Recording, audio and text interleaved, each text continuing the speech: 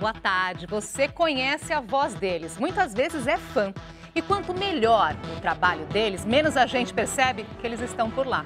São os dubladores brasileiros e hoje nós vamos conhecer um pouco mais desse curioso universo. De um lado do estúdio fica o dublador, sozinho, com um texto na mão. Do outro, um técnico de áudio, diretor de dublagem, que tira do ator o que ele tem de melhor. Eu vou ter que saber até que ponto eu quero que ela seja mais pesada, se ela estiver vendo um papel mais insinuante ou sensual.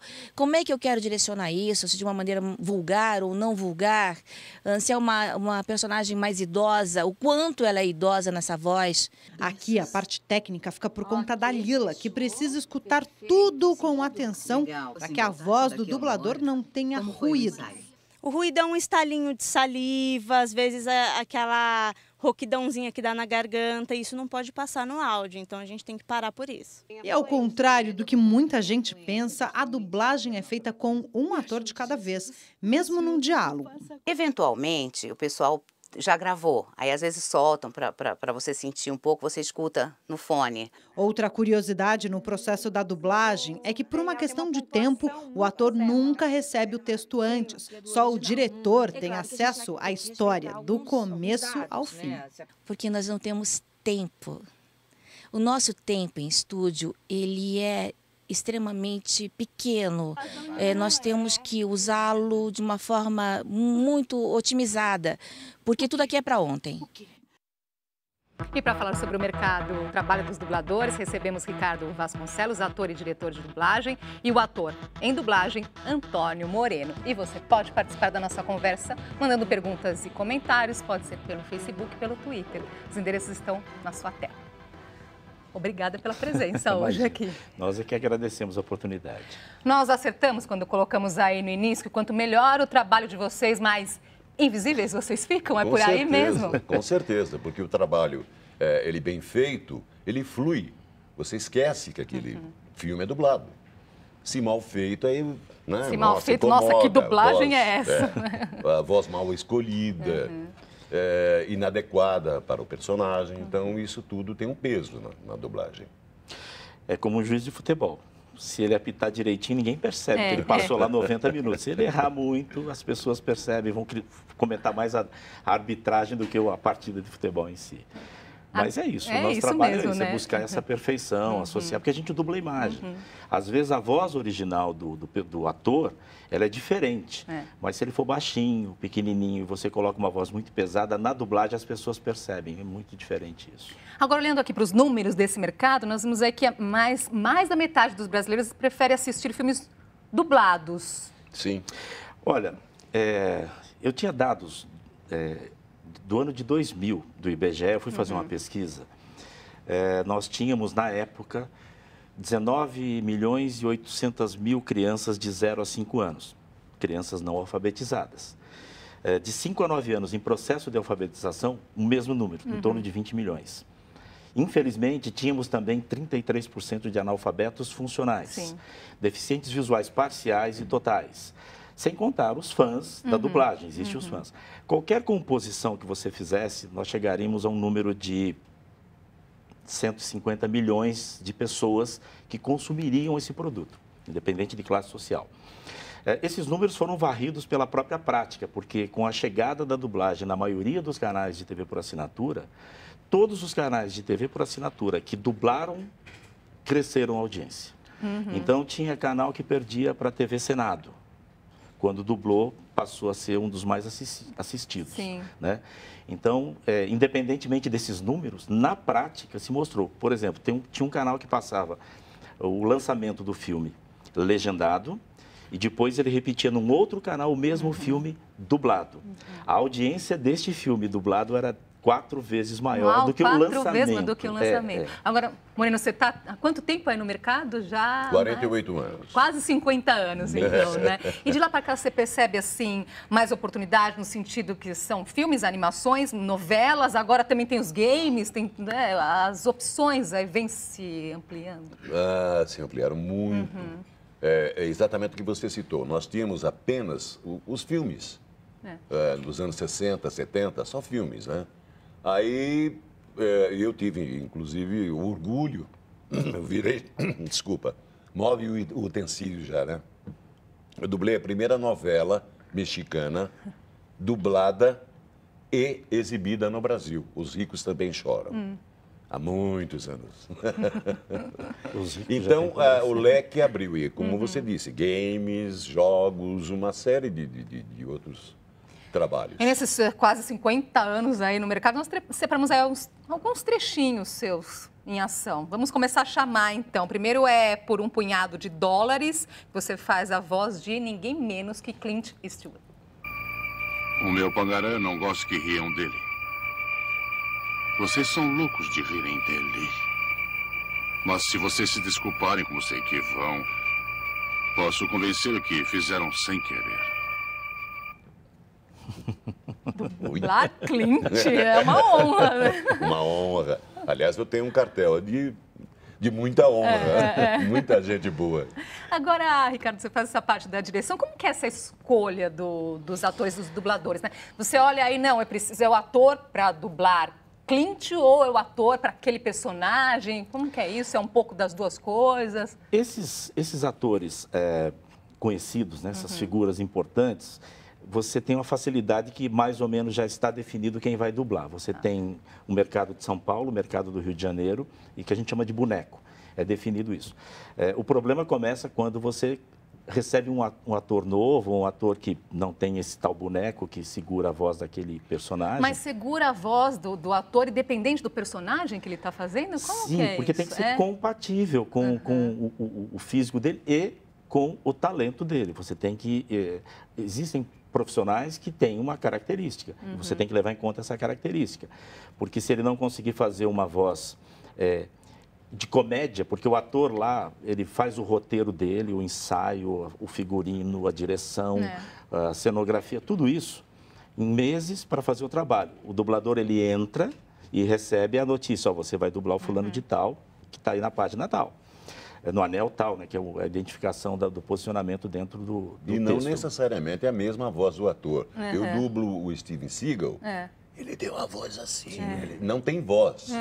E a minha voz combina com o físico dele, com o comportamento dele como ator. Porque a gente dubla a imagem. Dubla a imagem. Então, na hora de escolher a voz, a gente tem que pensar em algumas coisas, principalmente naquilo que o espectador vai ver. Tem uma série, Jornada nas Estrelas, o japonês lá, o Solo, acho que é o nome dele, a voz original dele é muito grave, tipo a do Moreno. Mas se você colocar o Moreno para dublar ele, não vai ficar no ouvido, no visual do espectador, compatível. Entendi. Então ele tem uma voz muito mais leve, a pessoa que dublou é uma voz muito mais isso, leve. justamente, tem que condizer com o que nós estamos vendo, né? Nós já vimos aqueles Tem que convencer. afrodescendentes. Tem que a voz convencer. exatamente.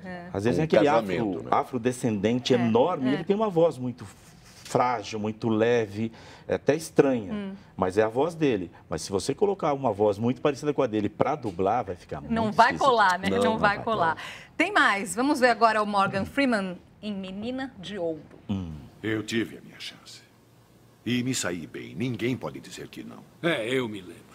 E quero que me desculpe por não querer que o meu lutador passe o resto da vida limpando o cuspe dos outros. Sim, tá certo. Você é o sabido. Está até aprendendo grego. É gaélico. Ah, Frank, você apenas se protegeu da luta pelo título. Como é que se diz isso em gaélico? Não dava para dublar os dois. Pois né? aí que tá interessante isso também, né, Aí era Moreno? Aí complicado. você fez o Morgan Freeman e outro ator fez o Clint, Carlos né? Campanile, veterano também, que já dublou bastante o Clint. Isso também acontece, então, né? Acontece. Agora, o que um bom dublador deve ter, Ricardo? Tem que ter uma boa leitura, tem que ter um bom reflexo, tem que ter uma voz. A voz em si é uma característica que as pessoas acham que tem que ter um vozeirão para ser dublador. Não é isso, não, porque dublamos seres humanos e tem vários timbres de voz. Mas tem que ter principalmente talento de interpretação, né? Porque a pessoa tem que interpretar só com a voz. Porque ele não pode se mexer. Aquilo que, às vezes, a pessoa vê numa matéria, a pessoa chacoalhando, não tem isso. Não existe isso. Não, se o seu estômago estiver vazio, der um ronquinho, capta o microfone. Então, você não pode nem se mexer. Usar roupa de nylon, por exemplo, se mexer o braço, vai sair no microfone. Outra coisa que eu achei bem interessante, que nós vimos ali na reportagem, no estúdio, é que quando existe um diálogo, nem sempre acontece esse diálogo. A pessoa grava sozinha, é grava isso? Sozinha. E como que é, então, para ter essa interação, para ficar natural? Você tem a chance de ouvir o ator que fez o outro personagem. Ou não. Então, você tem uma pessoa, que é o diretor de dublagem, que te orienta nessa hora. Fala, olha, a pessoa sussurrou e você está falando muito alto. Coisas do tipo. Conduz, né? Determina como deve ser sua interpretação. Mas é aí que entra a questão do talento, porque a pessoa conversar sozinha e dar a mesma emoção, imagina o primeiro que vai fazer um diálogo ali do tipo romântico ou nervoso, né? Então ele tem que estar preparado para isso. O pessoal está participando aqui. O Carlos, ele pergunta qual a influência do sotaque nas dublagens. Isso influencia também, Ricardo? Influencia um pouco. Tanto que o eixo de dublagem principal que está em São Paulo e Rio, né? O Rio de Janeiro tem aquele sotaque próprio da região, mas a maioria dos dubladores, ele tem o sotaque carioca, mas não muito exagerado, porque tem aquele sotaque um pouco mais pesado, carregado, e às vezes, dependendo do filme, você não consegue. Você imagina um filme do Velho Oeste, preciso de mais homens, né? E aí fica estranho, soa estranho para a pessoa. Não é que é proibido. Agora, em compensação, você pega uma comédia com aquele sotaque, aquele gingado do carioca, ele vai muito bem. Aí passa bem, Vai né? muito bem. Eu trabalhei na Ebert e eu ganhei uma série do Lorne Green, Galáctica. E ele terminava com uma frase, a nave em destino à Terra. Né? E eu, bom paulista, a nave vai em direção à Terra. Nossa, quase me mataram. Carregou no Zé. Não.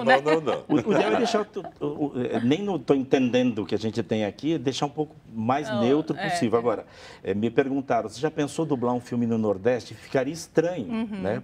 Ainda que seja o território nacional. Fica muito estranho. Então, o sotaque tem que ser muito bem pensado no que você vai colocar. Tem mais aqui que nós separamos. Vamos ver os desenhos? Sabe, Olivia, o papai tinha um encontro com uma loura lindona, aí ele me disse assim, Brutus, seja meu amigo e vai levar a feiosa da Olivia Palito para aprender boliche. Ei, estávamos assistindo! Seus preguiçosos, ficam aí o dia inteiro assistindo TV, enquanto os gêmeos aqui estiveram fuçando atrás de um trabalho. De que tipo? É outra pegada aí, né, animação? Aí você fez o Brutus e os irmãos Metralha. Todos eles. Então, curioso isso, todos eles, os três. Eles. Isso é um desafio também, fazer os três. Como é que funciona? Mas olha bem, você vai ter uma semelhança entre os três, né? Mesma personalidade, enfim, você vai fazer quase igual, uma pequena diferenciação. Assim como o Guinho, Zezinho e Luizinho, os sobrinhos, também... Isso é uma exigência, né? Você voz. estava contando sim, é uma determinação da própria Disney. Da própria Disney, precisa ser a mesma... Mantém-se a mesma voz para os três. A mesma voz para os três. Agora, e o que muda nessa questão, né, da dublagem de um ator ali real, né, carne e osso, né, e uma animação, como é esse caso, hein? Geralmente a animação, você tem que ter um pouco, mais caricato, né, você muda um pouco a voz, você, e te dá possibilidade de você criar, de acordo com o que você está vendo ali, uma voz própria para ele. Já no filme, quando você está dublando o ator mesmo, com séries, essa coisa, você se torna mais humano. Então você entra realmente no personagem na animação, você vê a voz do Moreno lá do Brutus, lá, é uma voz já embargada, pesada, né? E lógico, você acaba, porque lá na dublagem a gente trabalha com faixas etárias. Então, quando você... Às vezes o cara dubla um cara de 30 anos, até 40 anos, é o mesmo cara que dubla. Ele vai pesando mais a voz ou deixando a voz um pouco mais leve. Qual que você gosta mais de fazer, Moreno? Eu gosto muito do Brutus. Adoro Brutus. Mas mais animação ou mais os filmes aí eu gosto mais do humano mesmo. Do humano mesmo? É porque... Faço muito desenho. Eu tenho um personagem que eu faço, da Doutora Brinquedo, é um gelinho, é um bonequinho de neve. E ele é todo medroso. Então é uma vozinha todo assim, todo medroso. Ai, meu Deus! É uma coisa por aí. É gostoso, porque é criativo. Agora, eu Eu gosto mais do ator mesmo. Eu gosto mais. Agora o Ricardo dirige, mas também dubla. Nós temos você... Quando me deixam. Também. Às vezes é falta de tempo, mas eu dublo também. 24 horas, o seriado. Isso não é uma guerra tribal. É um genocídio. Dar fim a isso é obrigação moral de uma nação poderosa como a nossa. É uma grande ambição. Mas a realidade é muito mais complexa. Garanto que a presidente entrou nessa de olhos abertos.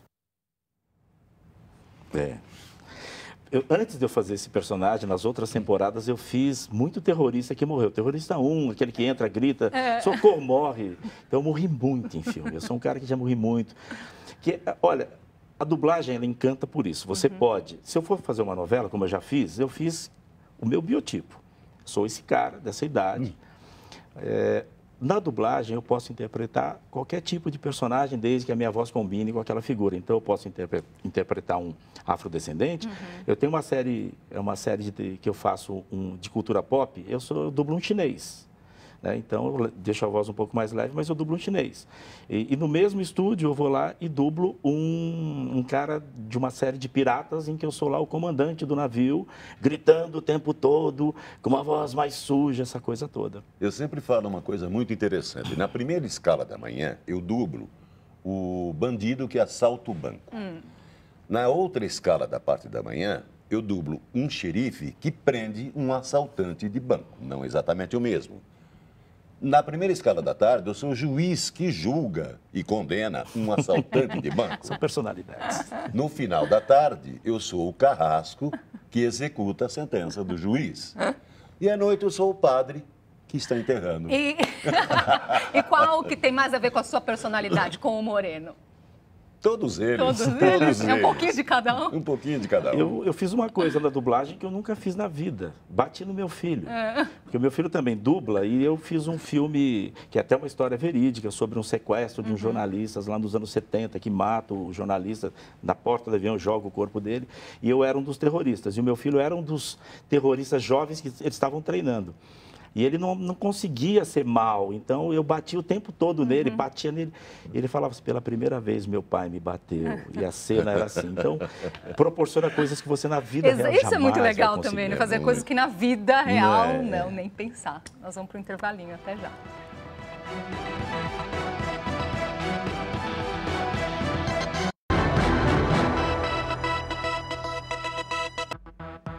Já estamos de volta com o JC Debate, conversamos sobre o trabalho feito pelos nossos dubladores. Com a gente, Ricardo Vasconcelos, ator e diretor de dublagem, e Antônio Moreno, ator em dublagem. Você pode continuar participando aqui da nossa conversa.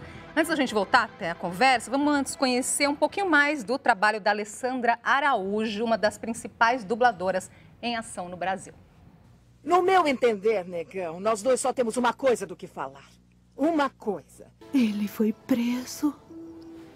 O quê? Eu fui à prisão, mas ninguém quis me dizer nada. Diferentes mulheres, uma única voz. Alessandra Araújo interpreta vários personagens da TV e do cinema. O que você fez? Eu tenho uma voz de muita personalidade. É o que eles chamam que eu tenho uma voz escura, né? Uma voz mais grave, né? Por isso, as atrizes negras estão em peso no portfólio da dubladora. Vanessa Williams, Queen Latifah, Angela Bassett, Oprah Winfrey. Só que são das malévolas, como a Rainha Beryl dos animes japoneses, que a Alessandra mais gosta de emprestar a voz. Sailor Guerreiras. O meu nome é Rainha Beryl. Antes de dublar cada personagem, Alessandra observa. E é fundamental para que eu possa saber como essa atriz fez esse personagem, que tipo de embocadura ela tem. Às vezes são atrizes que têm a boca pequenininha, então a gente dá uma aprendidinha, porque minha boca não é pequena, como vocês estão vendo. E, às vezes é uma atriz com a boca largada, entendeu? 2 bebês doentes. É uma coisa muito triste, mas não comprova uma epidemia. O resultado é o que vemos, ou melhor, ouvimos na telinha. Eu perdoo você. Uma voz que marca o nosso imaginário, criando uma ilusão. Conheço a sua voz. Eu digo, eu acho que você já me ouviu algumas vezes na televisão nesses últimos 30 anos. Não, eu só peguei o telefone para ligar, mas isso não vem ao caso. Muito legal, né? Ela ali contando desses truques, fazer a boquinha pequena ou a boca grande, né? São os macetes. Como que funciona isso para pegar esses macetes? Tem curso de dublagem? Tem alguns cursos de dublagem. Agora, o importante é o seguinte, para entrar no mundo da dublagem, tem que ser ator, tem que ter o registro profissional. Isso é obrigatório? Obrigatório. Se for menor de idade, você tem que ter uma autorização da vara da infância, do juizado, porque tem regras para serem seguidas. Mas sem o registro profissional de ator, você não pode dublar. Se dublar, você está exercendo ilegalmente a profissão. E agora nenhum curso gradua o ator. Ele não sai preparado para a dublagem. Ele só vai se preparar para a dublagem na dublagem. Ali ele vai aprender os macetes, as técnicas. É a experiência, então, mesmo da prática. Somente isso, só a experiência. E muita gente vai acompanhar, né? A gente recebe, às vezes, em alguns estúdios, né? Tem que ser agendado, hein, gente? Pelo amor de Deus, senão vão encher de gente. Mas a pessoa vai lá e observa como é que se comporta um cara mais experiente. Cada um tem uma técnica. Tem dubladores, por exemplo, Cecília Lemes, ela abre 5, 6 páginas e consegue dublar tudo aquilo. Tem dubladores fantásticos, como Armando Tiraboski, que ele faz trecho por trecho. Ele passa, ensaia e grava, trecho por trecho. É um mercado que paga bem? Dá para sobreviver. Dá para viver se você tiver um volume de disso. trabalho, porque você trabalha de maneira autônoma, vamos dizer assim. Agora, uma outra coisa, nós vemos aí, né, vários filmes, animações dubladas por grandes nomes, né? Então, muitas vezes não são atores também, né? São personalidades. Personalidades. E aí, como é que fica essa concorrência? É uma concorrência desleal? Do ponto de vista econômico, sim. Porque o valor que se ganha um dublador, né, que se paga um dublador, é muito aquém do que se paga por uma personalidade, alegando-se a mídia espontânea, o marketing que se cria em torno de uma pessoa como essa. A gente acha importante que essa pessoa acaba, depois que dubla, ela entende que a dublagem é um mundo completamente diferente. Mas não que eu acho que eles merecessem ganhar menos, eu acho que nós merecíamos ganhar um pouco mais. E a minha tristeza nisso é que a minha profissão, a minha arte, está sendo colocada em risco por uma pessoa que não tem a menor condição, às vezes, de fazer. Claro. Nós já vimos, a gente comentou sobre essa questão do trabalho, né? Às vezes um profissional desse, um ator, todo dublador é ator, mas nem todo ator é dublador, é uma técnica completamente diferente. Olha, esse ano teve fortes emoções no mercado da dublagem. O ator Isaac Bardavi fez um vídeo para se despedir do personagem que dublou nos últimos 23 anos. Ele faz a voz de Wolverine desde um desenho de 1994. E de lá para cá, eu tenho interpretado o Wolverine em todos os filmes que ele fez e em todos os desenhos. O que significa que Wolverine envelheceu e eu envelheci com ele. Um pouco triste, mas muito feliz. Mas hoje termina essa saga entre mim e o Wolverine. É só isso. Um abraço para vocês. E depois disso, o Hugh Jackman agradeceu todo esse empenho e dedicação do Isaac. Olha só. Isaac, man, thank you so much, honestly, for all you've done. For the character, for everyone here. You brought it to life here, and I feel in some way we haven't met, but we're connected. But hopefully, man, whoever takes over from me, they can convince them that yours is the voice. Thanks, Isaac. Don't be what they made you. Não seja aquilo que te fizeram. Não, é emocionante, né? Reconhecimento maior que esse não existe, né, Moreno? Você sabe que... Agora, assim, nessa questão, depois de tanto tempo dublando um personagem, é inevitável, acaba tendo esse apego, né? Você tem um apego por algum? Sim, tenho, Morgan Freeman. Nossa, esse é o seu... É o meu carro-chefe, digamos assim. Gosto muito de dublar também o Danny Glover. São atores que me dão um material legal, sabe?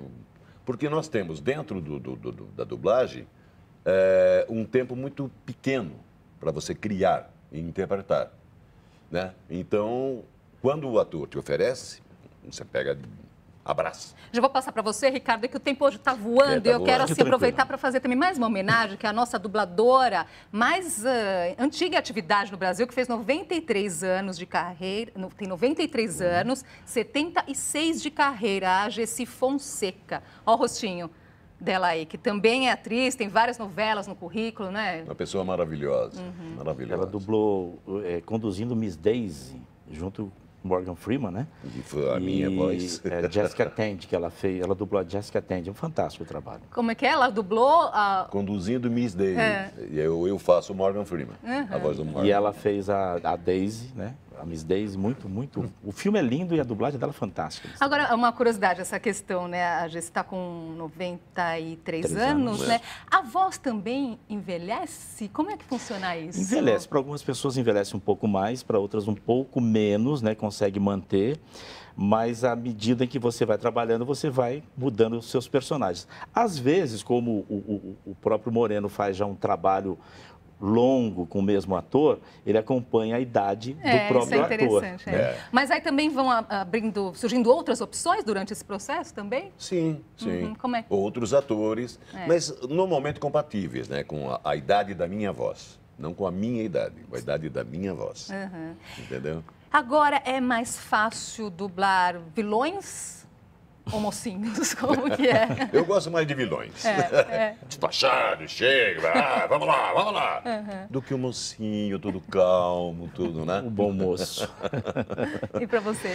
Olha, eu dublo bem menos, eu mais dirijo, mas eu vejo o trabalho dos profissionais, os vilões, eles são muito mais interessantes, eles te dão mais consistência, permite que você mostre um pouco mais o seu talento, abre um leque enorme de você criar aquela personalidade má. E acontece vocês serem reconhecidos pelas ruas, pela voz? Sim. Essas vozes mais marcantes. Eu tenho uma voz chamada voz branca, que é uma voz neutra, que por um lado... Como que é uma voz neutra? Por exemplo, a minha voz não é uma voz marcante como a do Moreno. Até eu comentei, se Deus tivesse que ser dublado, Moreno dublaria Deus. Muito bem, vamos terminar então com Deus se despedindo da gente, não é? Vamos lá, Moreno, como que é? Meus filhos, fiquem comigo, fiquem com Deus. Eu os amo.